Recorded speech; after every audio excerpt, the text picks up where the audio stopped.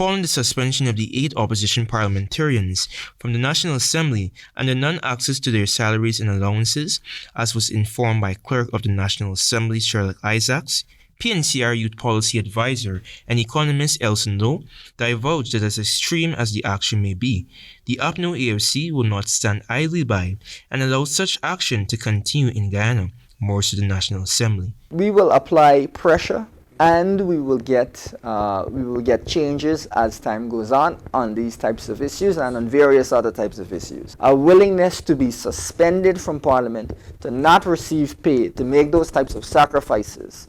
Why? Because it's important.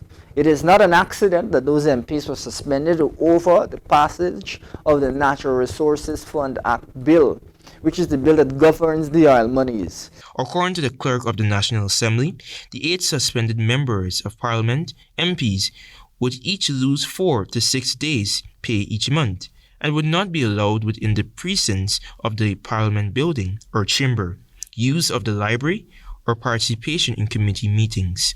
Suspended from the National Assembly are opposition members of Parliament Sher Duncan, Christopher Jones, Ganesh Mahipal, Vince Roy Jordan, Annette Ferguson, Natasha Singh Lewis, Tabitha Saribo Ali, and Maureen Philadelphia. The MPs had attempted last December to block the debate and passage of the Natural Resource Fund legislation.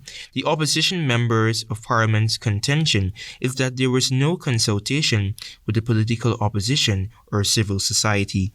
Though positive that the government truly has a misconception of what parliamentary roles are, and more so the standing orders. So to suspend their pay, I think, is goes much too far and makes it seem like Parliament is the only thing that these MPs are supposed to be doing. That is not the case, and it reflects a broader governance approach, which is shies away from accountability, shies away from proper representation. Already, the opposition APNU-AFC has moved to court to challenge the decision of the National Assembly's Committee of Privileges to recommend the MP's suspension. While the MP's contention is that because the matter is before the court, it should not be considered by the National Assembly. The Speaker of the National Assembly, Mansour Nadir, disagrees. This is Antonio De reporting for the HCP 90 News.